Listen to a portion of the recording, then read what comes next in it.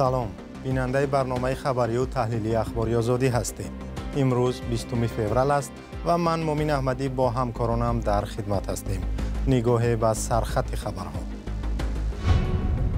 رادیوی آزادی معلوم کرد که 3 نفری که در عملیات مقامات روس در شهر پسکو کشته شدند شهروندان تاجیکستان بودند.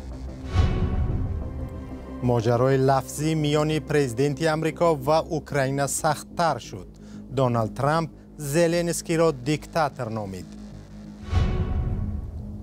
امبودسمن تاجیکستان تعریف کرد که رعایت حقوق مردم در کشور بهتر شده است، ولی دیگران اعتراف نمی‌کنند. قبول قانون نو درباره برابری و برهمزنی همه گونه شکل‌های تبعیض اون ولایت‌هایی هستند که ما قبول کردیم. در آسیای مرکزی یگان مقامات ندارد. برنامه را از یک خبری آغاز می‌کنیم که جزئیاتش تازه به دست رادیوی آزادی رسید. مقامات روسیه روز 13 فوریه اعلام کردند که 3 زاده آسیای مرکزی را در کنار شهر پسکوف کشتند که عضو یک سازمان تروریستی بوده قصد عملیات تروریستی داشتند. بخش میگرانت میدیای رادیوی آزادی معلوم کرد که این 3 مهاجر از تاجیکستان بودند. افراد کشته شده پرویز رستموف ساکن شهر ترسونزاده، جاوید جومایف و عزیزجان اعظم قلزاده ساکنان شهر پنجکند بودند. چندی از دوستان این مهاجران گفتند که اظهارات مقامات روس دروغ است.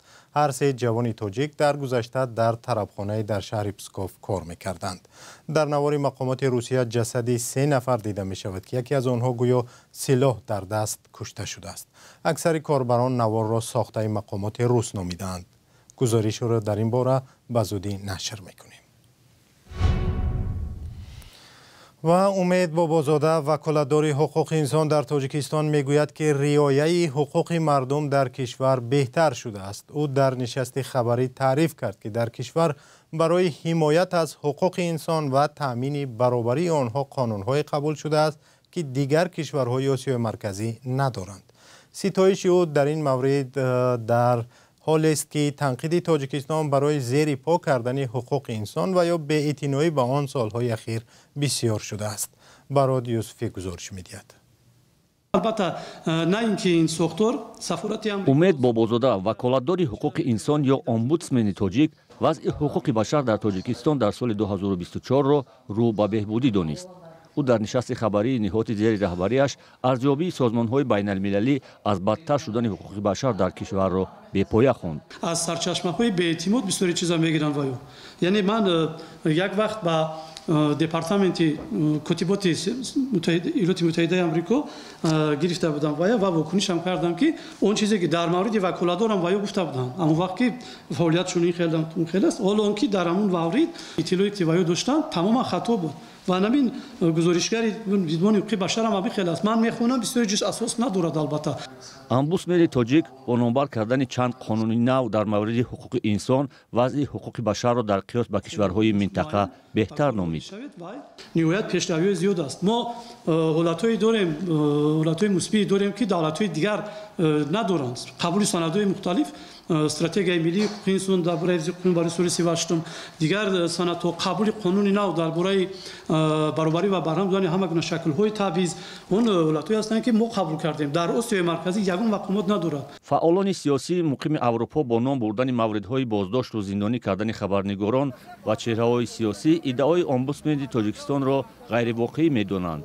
در تاجیکستان خبرنگارهایی که حتی طرفدار حکومت هستند و در جای اگر یک نهاد حکومتی رو هم تنقید کنند اونا دیگر زندانی می شوند. یعنی که کلا در تاجیکستان حقوق انسان رعایت نمی شود و یک سال اخیر این پرونده های مشهور یک سال اخیر نشان داد که در تاجیکستان حقوق انسان وضعش بدتر شده است. دیدبان حقوق بشر یا Human Rights Watch روز 16 ینور با تاکید به سرکوب جگراندیشان، بازداشت خبرنگاران و شخصیت‌های شناخته، کوشش مقامات تاجیکستان برای استرداد نمایندگان مخالفان از خارج وضع حقوق انسان در سال 2024 را بدتر دانست. تاجیکستان در سال 2024 برای بازداشت و زندانی شدن روزنامه‌نگاران، چهره‌های سیاسی و ممنوع اعلام شدن آوردن، فروش و پوشیدن لباس به فرهنگ ملی بیگانه برای زنان از سوی سازمان‌های زیاد و برخی کشورها مورد انتقاد سخت قرار گرفت. برنامه رو با یک گزارش بین المللی ادامه میدهیم. بحث لفظی میان دونالد ترامپ پرزیدنت ایالات متحده آمریکا و ولادیمیر زلنسکی پرزیدنت اوکراین غیر انتظار تندتر شد. دونالد ترامپ روز 19 فوریه پرزیدنت اوکراین را دیکتاتور نامید و گفت که او باید برای رسیدن به صلح تلاش کند تا کشورش را از دست ندهد. زلنسکی گفت ترامپ تحت تاثیر دروغ پراکنی مانده است. همکارم شهلای گلخوجه گزارش خبرگزاری رویترز را تقدیم می‌کند. روز 19 فеврал دونالد ترامپ президент آمریکا در بحث لفظی با ولادیمیر زلنسکی президент اوکراین پاسخ تندتر داد و او را دیکتاتور بی انتخابات نامید. او در صفحه‌اش در تروث سوشال با زلنسکی نوشت بهترش زودتر عمل کند تا کشورش را از دست ندهد. این نوشته یک ساعت بعد از آن پیدا شد که زلنسکی گفت ترامپ تحت تاثیر دروغ پراکنی روسیه قرار گرفته است. президент ترامپ از این پیش گفته بود که اوکراین امکان پیشگیری از جنگ رو داشت ولی این کار را نکرد. دریغا پرزیدنت ترامپ که او را همچون رهبر ملت امریکا احترام میکنیم، ملتی که همیشه از ما پشتیبانی کرده است، متاسفانه تحت تأثیر دروغ پراکنی مانده است. زلنسکی همچنین گفته ترامپ رو که از او تنها 4% اوکراینی ها پشتیبانی میکنند دروغ پراکنی روسیه نامید. ترامپ گفته بود باید در اوکراین از نو انتخاباتی پرزیدنتی شود چون زلنسکی محبوبیت ندارد. ماه فوریه یک سازمان بعد از نظرپرسی اعلام کرد که 57% اوکراینی ها به زلنسکی باور دارند. ترامپ در حال از زلنسکی تنقید میکند که روز 24 فوریه از هجوم روسیه به خاک اوکراین 3 سال پر می شود. روسیه به آهستگی پیشروی میکند و 20% خاک اوکراین را اشغال کرده است. مهلت 5 ساله پرزیدنتی ولادیمیر زلنسکی آخر سال 2024 به پایان رسید ولی قانون‌های اوکراین در شرایط جنگی برگزاری انتخابات را اجازه نمیدهند و زلنسکی حق ادامه کار را دارد. جنگ لفظی میان پرزیدنت آمریکا و اوکراین پس از آن آغاز شد که دونالد ترامپ روز 12 فوریه تلفنی با پوتین گپ زد و سیاست آمریکا در مورد تجاوز روسیه به اوکراین تغییر یافت. بعد این دیپلمات‌های بلندپایه آمریکا و روسیه در عربستان سعودی درباره جنگ در اوکراین گپ زدند ولی به این ملاقات نماینده‌های اروپا و اوکراین دعوت نشدند. پوتین روز 19 فوریه از نتیجه این ملاقات ستایش کرد و گفت در مذاکرات برای ختم جنگ اوکراین نیز شرکت خواهد کرد. کیت کلوگ فرستاده ویژه ترامپ به کیف رفته است. او به خبرنگاران گفت که نگرانی امنیتی اوکراین را درک می‌کند و نظر مقامات این کشور را به واشنگتن می‌رساند.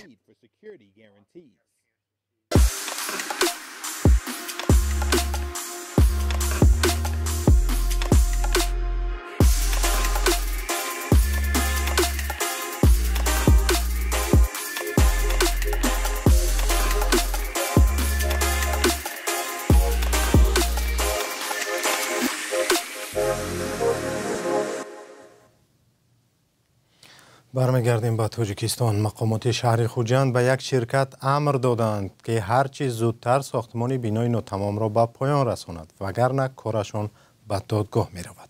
سخن درباره یک بینای می رود که لیفت ندارد و ساکنانش با ترس و لرز در آن زندگی می کنند.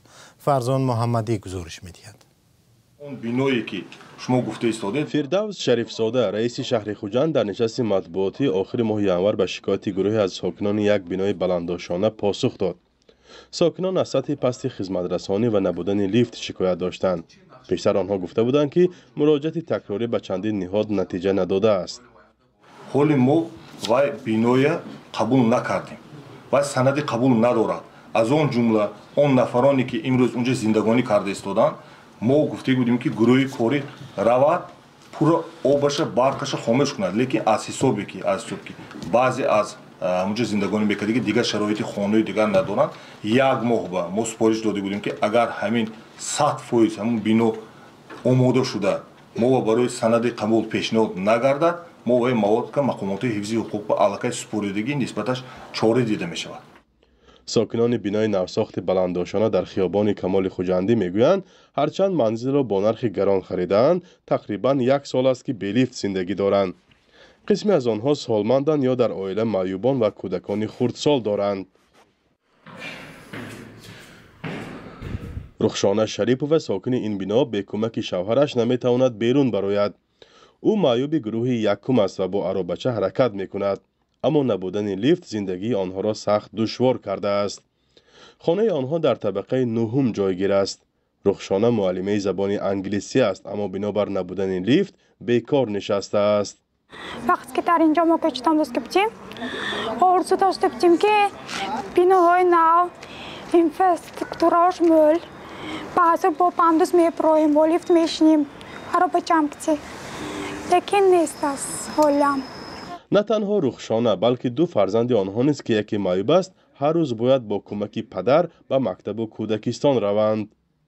اکثری باشندگان این بلندآشانه حدود 1 سال باز در اینجا زندگی دشوار دارند. باز بودن نقب لیفت و رعایت نشدن قاعده بی‌خطری خانواده ها را سخت نگران کرده است. آنها میگویند چند حالتی به فلاکت دچار شدن فرزندانشان را پیشگیری کردند. حالا در شهر خوجند ساختمان بلندآشانه ها در اوج است و اکثرا شرکت های غیر دولتی به ساختمان آنها مشغولند. در چند بنای دیگر از سطح پست خدمات به مثل مشکل آب و تشناب و برق و راه ناهموار و جای نامناسب پرتوها شکایت ها می رسند. مقامات ناحیه واسه سبب بستن یکی از بزرگترین بازارهای ناحیه را شهر دادند که آنجا صدها نفر خرید و فروش می‌کردند. بیشتر از 400 فروشنده و تاجر بازار هولبوک تقریباً 1 ماه است که از حق خرید و فروش در اینجا محروم شدند. جزئیات بیشتر در گزارش محمود جان رحمتزاده. 4-5 هزار مثال اویله مقامات دولتی ولایت ختلان سبب‌های بسته شدن بازار هولبوک یکی از کلانترین فروشگاه‌های منطقه کلابرو شهر دادند. این بازار در کنار راه آهن و شاهراه بین المللی و حدود ناحیه واسه جایگیر است. رئیس این ناحیه گفت هرچند بازار 24 ینور بسته شد، تا حال مردم سبب می‌پرسند. مردم بسیار تلفن کرده سایمودا. برای چی جمعه بازار را محکم میکنیم؟ برای چی خیلی فکر نمیکنن که یک روز میشوه که اگر به طرفی مو یا که سابستانسیامون یا اکولوژی یا مو باشه یا حادثه میشوه. گفته می شود بازار با دستور رئیس ولایت ختلان و به علت کمبودی های زیادی مربوط به این فروشگاه بسته شده است. رئیس ناحیه گفت تا پورا اصلاح شدن این نارسایی ها بازار بسته میماند. مهلت دادیم، همون مهلتم که شما اقلا یک طرف سر کرده همه طلبات به قاعده‌های سانیتاری و گیگیانی، طلبات به تازگی اکولوژی، حقوق همو فروشنده، لیکن جوابگو نشد همه. رئیس ناحیه واسه همچنین زیاد بودن ماشین ها و تنبشوی در شاهراه را سبب دیگری بسته شدن آن نامید و گفت آوازه ها را در اطراف قضیه نیز شنیده است. در آوازه کردن که رئیس ناحیه اینا خیلی چیکار مردم اینا گیته با دیگه کس میتن. بیگزور با دیگه کس بغلتا. بیگزور کسی کنه که همونجا آباد کنه، تازه کنه، مثال بشه موزید نیست میدن. لیکن این روز با طلبات جوابگو نیست. نه برای نه با سانیتاری و گیگیانی، نه با اکولوژی، نه با یگون چی طلبات جوابگو نیست باور کنیم. برای همین من کردیم ترتیب تا بدارویان با همه کسا میبینیم همه قاعده و قانونش را رعایت کنن، مرامت ما اجازت میدیم. اما رهبریت بازار گفت که بازار هیچ کمبودی ندارد. با گفته رئیس بازار سال گذشته بعدی بسته شوی آنها کمبودی ها را اصلاح کردند. حالا هفته چهارم است که تا 400 تاجر اجازه فروش را ندارد.